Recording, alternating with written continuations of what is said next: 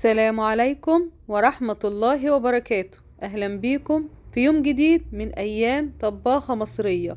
اللهم إنا نسألك بأسمائك الحسنى وصفاتك العلى أن تنصر إخواننا في فلسطين وفي أهل غزة خاصة، وأن ترفع عنهم الظلم والاضطهاد، وأن تعيد لهم المسجد الأقصى، وأن تجعله حرا شريفا آمنا.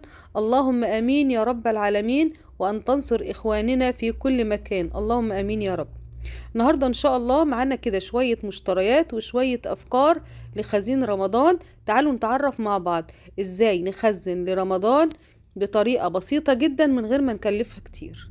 أنا كده عملت حسابي في حوالي 150 جنيه، وقلت دول هخليهم لخزين رمضان، ما جيش جنبهم. يعني الحاجات اللي أنا هجيبها ديت مش هستخدمها خالص لحد رمضان. الدقيق السميد الكيلو عندنا ب40 جنيه، بس أنا اتصدمت لما لقيته في السوق ب30 جنيه. فبما إني لقيت سعره في فرق ما بينه وما بين المحلات عندنا 10 جنيه، فأنا جبت كيلو وقلت هخليه رمضان. جبت كمان ربع كيلو من النشا ب10 جنيه، وجبت كمان ربع كيلو من الرز البسمتي ب13 جنيه، وجبت ب10 جنيه كاكاو خام، وقلت دول كده هخليهم لرمضان. جبت كمان كيلو من الشعرية، يعني أنا عندي شعرية، جبت كمان كيلو شعرية وكيلو مكرونة أقلام وكيلو مكرونة سباكيتي، ودول هخليهم برضو رمضان، مش هاجي جنبهم خالص. المكرونات سعرها بقى عالي خالص، يعني لو تعرفي تجيبي كمية وتحتفظي بيها يكون أفضل بكتير. فأنا طبعا يعني على قد ميزانيتي كده 150 جنيه، قلت هجيب بيها شوية الحاجات دي. فانت كمان كل ما يتوفر معاكي مبلغ 100 جنيه 50 جنيه 20 جنيه ايا كان، هاتي بيها حاجة من خزين رمضان وخليها عندك، يعني ما تجيش جنبها خالص. فدي الحاجات دي موجودة عندي، فانا جبت كمان غير اللي موجود عندي. في حاجات مش موجودة عندي جبتها، زي مثلا الفول، كنت محتاجة اجيب فول وادمسه، وجبت شوية ترمس كده للولاد، وجبت كيلو الرز اللي انا متعودة عليه. يعني انا سايبة شكارة الرز باخد منها كمية بسيطة جدا، لو احتجت بكمل على كيلو الرز اللي انا جايباه. جبت كمان المكرونة الصغيرة، انا محتاجاها في التحمير دلوقتي، يعني قليل قوي ما بنستخدمها في رمضان، لكن بنستخدم اكتر اللي هي مثلا لو هنعمل نجريسكو، نعمل مكرونة بشاميل، نحمر شوية شعرية بالرز، نعمل شوربة خضار بالشعرية يعني، واللسان العصفور برضو بنحمره كتير. يعني الحاجات دي كلها بنستخدمها اكتر في رمضان. فانا عشان كده هخزنهم احطهم كده في مكان مش هاجي جنبهم خالص، ويبقوا دول معروفين كده لخزين رمضان. لكن الحاجات اللي انا بستخدمها في العادي، يعني هجيب كل سوق كده الحاجات بتاعتي العادية.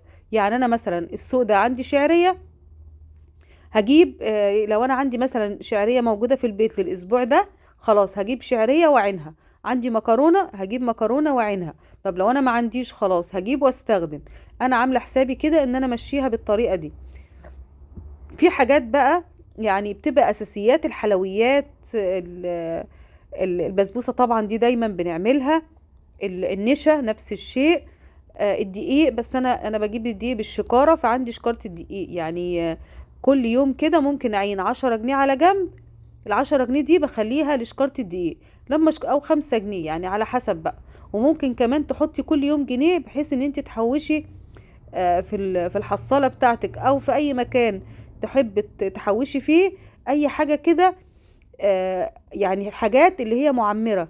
الدقيق انا بجيبه بالشكارة، بحب اخلي الدقيق عندي بكميات كبيرة، لان الدقيق يعتبر اهم حاجة في البيت. عايزة تخبزي شوية عيش، عايزة تعملي شوية معجنات، عايزة تعملي شوية كيكات، اي حاجة لازم الدقيق يكون موجود. فانا الدقيق عندي بيبقى موجود عندي بالشكارة، بجيب الشكارة اللي هي 25 كيلو دي. فبعمل ايه؟ بخلي كده كل يوم جزء من الفلوس بخليها على جنب، بحيث ان ديت هتكون للدقيق. كنت كمان الميزانية كانت اعلى شوية، فكنت بجيب الشعرية بالشكارة، كنت بجيب شكارة شعرية وشكارة مكرونة باليتا بقى، كنت بجيب مكرونة اكياس، كنت بجيبها باليتات اكياس كده.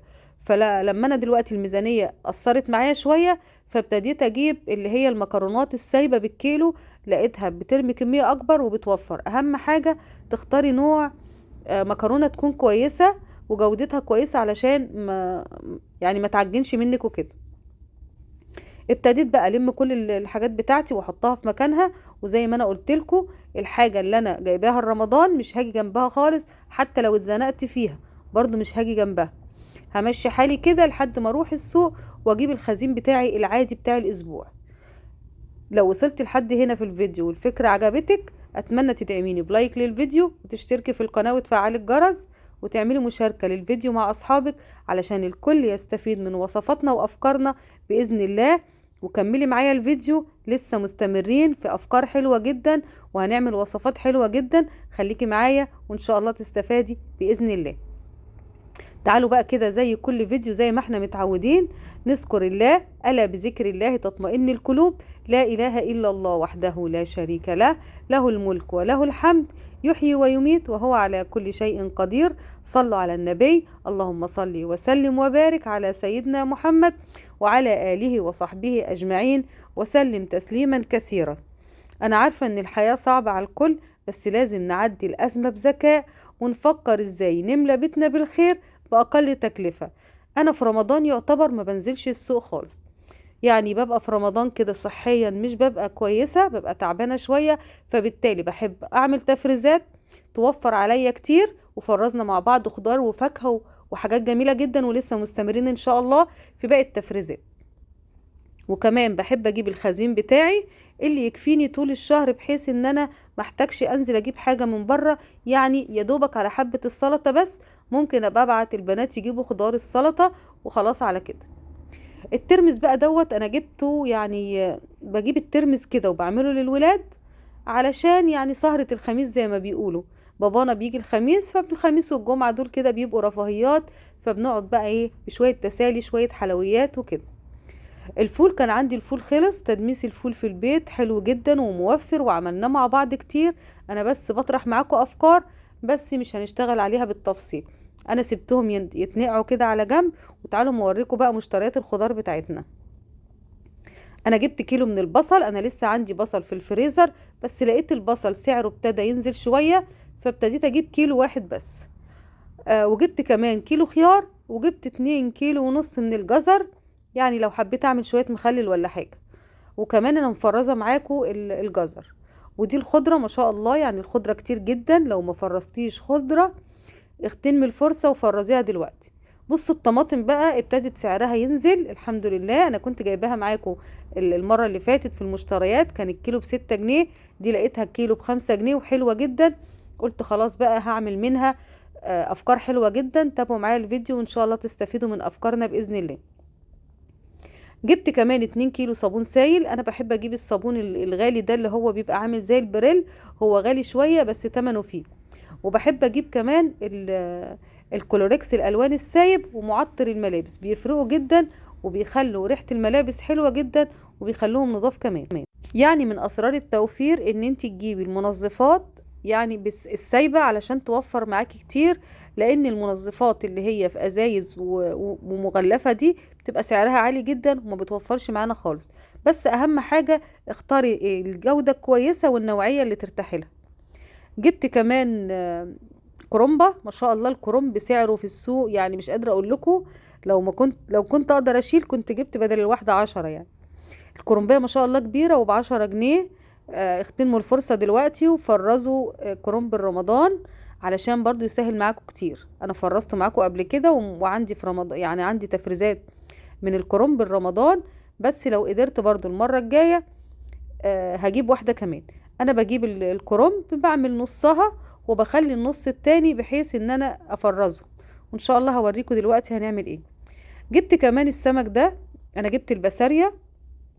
البسارية يعني سعرها حلو وقيمتها الغذائية حلوة، وكمان السمك ده تحفة جدا. ان شاء الله هعملهم معاكم.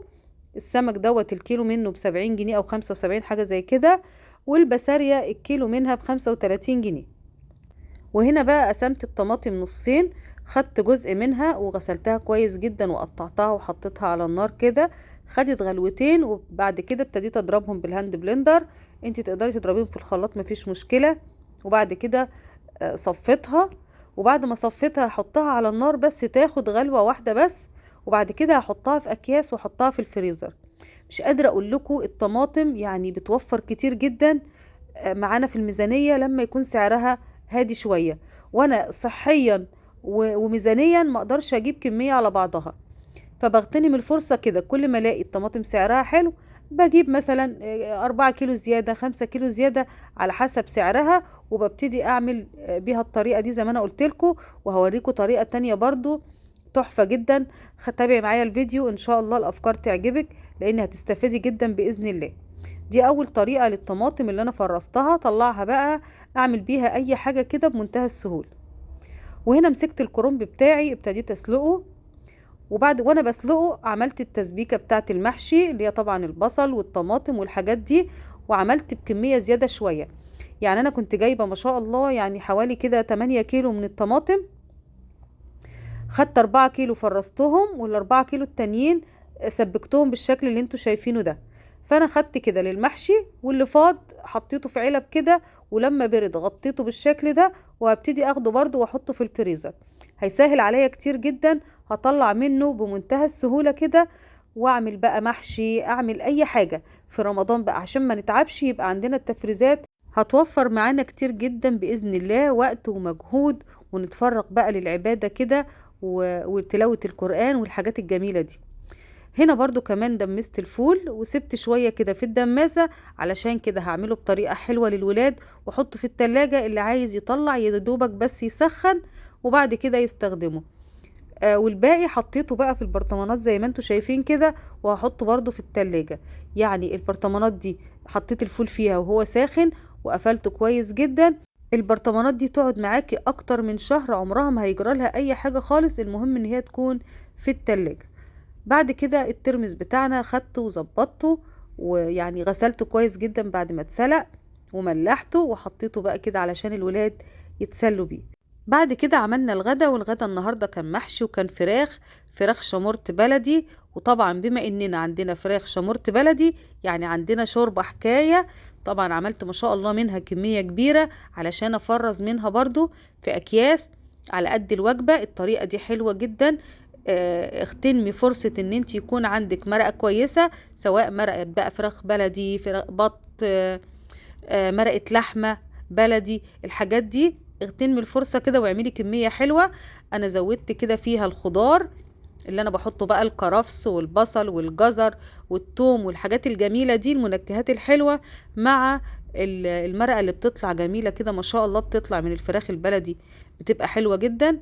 المهم بعد ما المرقة بتاعتي بردت ابتديت احطها في اكياس بالشكل اللي انتوا شايفينه ده، على قد الوجبة اللي انا عايزاها. احنا عملنا مع بعض قبل كده مكعبات المرق الصحية، وكانت الوصفة حلوة جدا.